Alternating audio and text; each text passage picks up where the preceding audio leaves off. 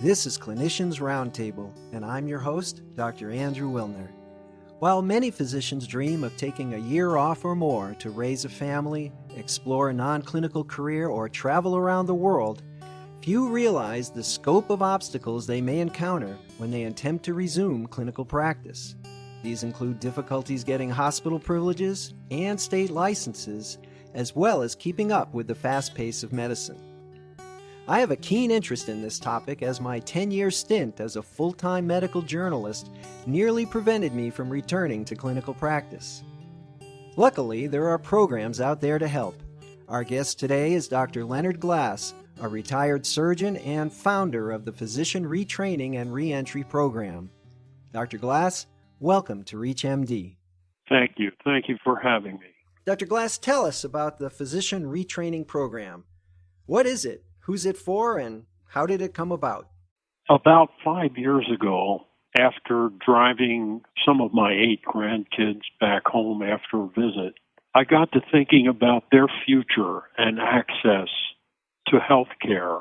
I was concerned about it because of the many articles that had been written over the last 10 or 15 years about the shortage of primary care physicians. Therefore, I started thinking about it, and over a period of months, I evolved a concept of online training of retired or otherwise not working or partially working physicians, and utilizing the faculty at the University of California at San Diego School of Medicine, I was able to come up with an online training program which takes people of any and all specialties and recycles them, if you will, for want of a better term, so that they're able to safely and enjoyably practice full-time or part-time adult outpatient primary care medicine. That sounds like quite an undertaking. Is the program just for retired physicians, or you mentioned that others? Who would these others be? We do have retired physicians, but we have also, especially more recently, tapped into the market or the pool of burned out or early burnout physicians of any specialty. We have neurosurgeons, psychiatrists, dermatologists, who just go on and on in medical specialties, of people who are simply burned out of their specialty, especially obstetrics, and are still interested in working and contributing force in the healthcare industry. And we have been training them. We've enrolled about 300 of them over the last 4 years since the program was launched. And think of it this way. At the top of the funnel, we have various specialties. At the bottom of the funnel, everybody looks the same.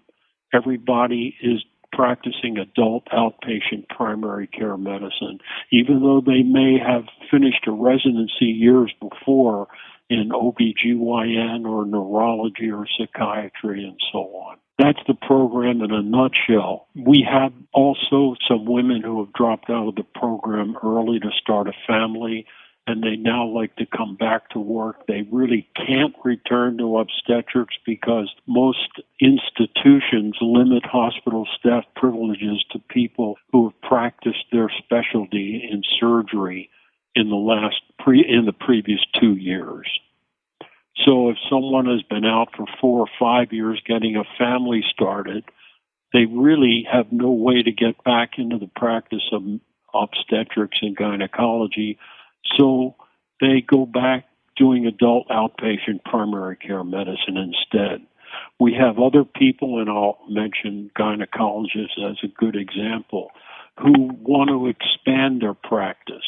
Instead of limiting it to gynecology, they want to be completely competent doing total health care, lipid metabolism, and so on.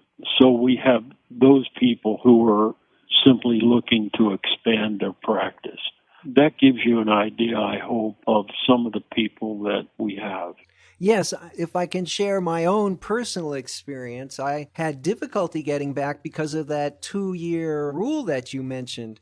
And I was kind of hoping that this program might help with that. Licensing, that can also affect licensing In Texas, for example, one has to be in active practice for at least 1 year out of the last 2 to get a license. Florida requires clinical practice 2 years out of the last 4. So if one took a few years out to have a family, all of a sudden you're stuck. Does the program help out at all with this bureaucracy? It does to some degree. As a matter of fact, we've attended this year, I think, will be the 3rd consecutive year, the meeting of the National Association of State Medical Boards.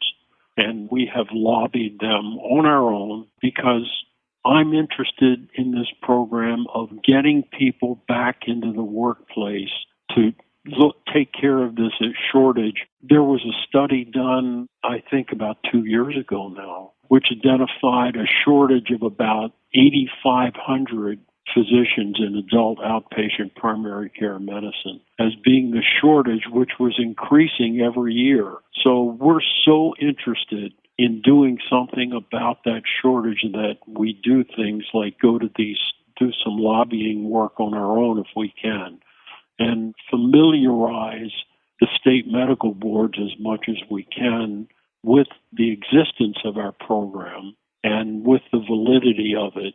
People who complete our program successfully, which usually takes 5 or 6 months, receive 180 hours of CMEs from UC San Diego School of Medicine.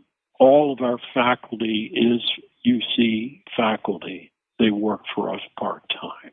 The short answer is no, we can't represent to anyone that we're going to help them or we're going to obtain a renewal of their medical license, but we're part of the equation. We think that having our training helps them along the path indirectly with renewal of their medical license. If you're just joining us, you're listening to Clinicians Roundtable.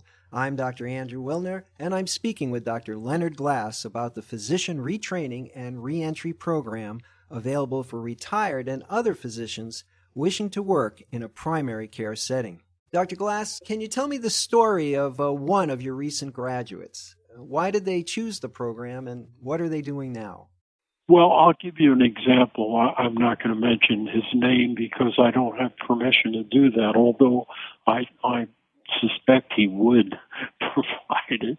I'm sure he wouldn't mind, but I haven't asked him for it. This gentleman was 68 years old and had retired a year and a half or 2 earlier from a full-time private urology practice. He was bored. He didn't want to spend the rest of his life playing golf, and he decided to take our program. He got a job with a community health center, and he loves it. They love him. He loves them.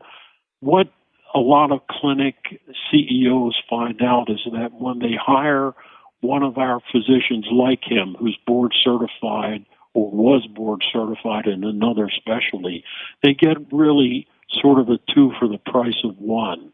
Now, when someone with a primary chief complaint of a urologic issue comes into the clinic, they ask our alumnus if he would mind seeing those patients, in addition to, of course, his other primary care patients.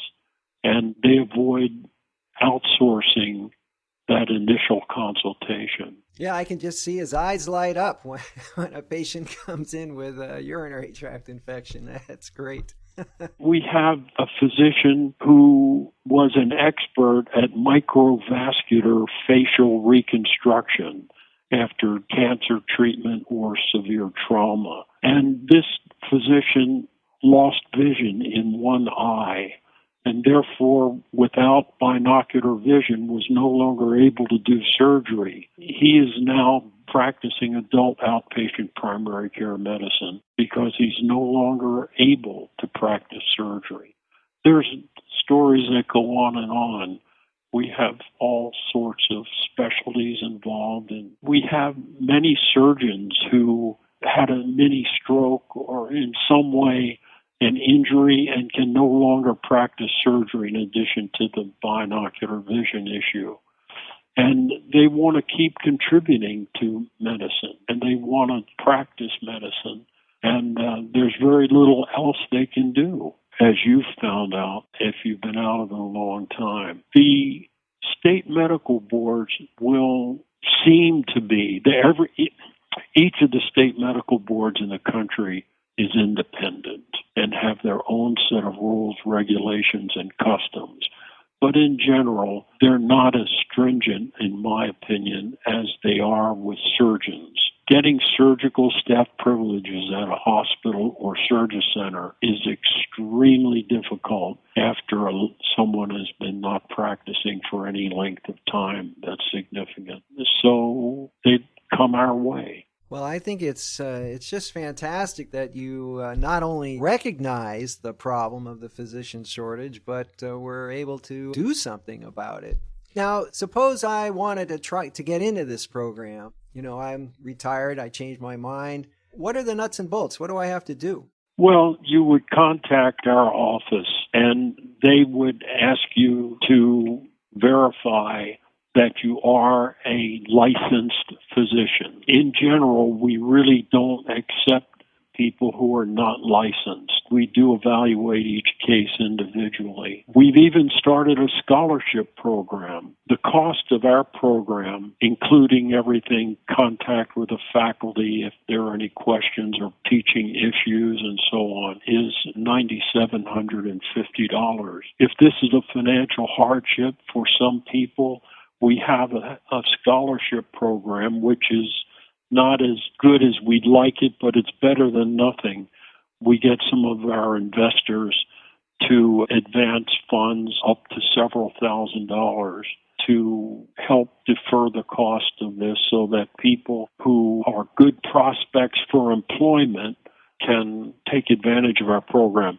Who is a good prospect for employment is a good thing that you might be interested in. Our overall goal is to get people back to work, to do something about this shortage, which is becoming very serious.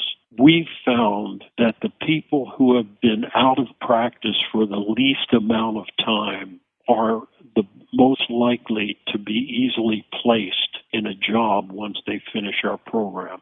So a person who has been out of practice for 10 years, like you mentioned yourself, that is going to be a tough nut to crack. Can they get a job? Yes. Is it going to be easy? No. Those are people that we urge to do pro bono work to help get back into direct patient care. Just to set the record straight, I am gainfully employed as an associate professor at the University of Tennessee. People who are willing to relocate have a much higher chance of getting a job. We have a division. It's only one person, admittedly, but it's a full-time salaried slot of someone whose job it is to help our people fulfill requirements of letters of recommendation, all kinds of things, to help them get a job. That's the end result that we're looking for. So if the younger you are, your willingness to or ability to relocate, the shorter your time of active patient contact, all these things are taken into consideration, and those people qualify often for some financial assistance from us.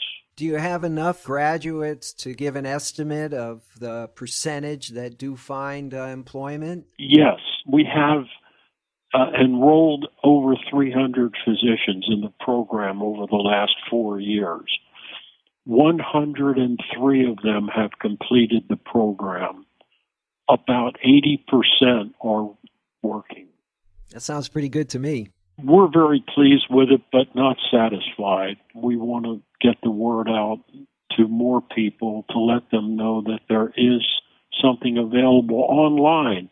You know, there are other programs which will educate and bring up to date retired or semi-retired or non-working physicians, but I don't think they'll do it online. And also, most retraining programs retrain people in their original specialty. There are not very many who will take people who have been a psychiatrist or a nurse. We have 3 neurosurgeons who have graduated from our program. and turn them out to do adult outpatient primary care medicine. It's amazing. I've spoken to literally hundreds and hundreds and hundreds of people in that situation. It's amazing how many of them went to medical school thinking they would do outpatient primary care medicine when they finish their training. But along the way, like many of us, they get interested in other things, like I became a surgeon and so on. And this is now sort of a second chance to do that to fulfill that initial fantasy that they had, which was not fulfilled by going into a specialty. Dr. Glass, I want to thank you for joining us today and discussing the Physician Retraining and Reentry program. Thank you for having me. I'm your host, Dr. Andrew Wilner. To access this episode and others in this series, and to download the ReachMD app, please visit reachmd.com, where you can be part of the knowledge. We encourage you to leave comments and share this program with your colleagues. Thank you for listening.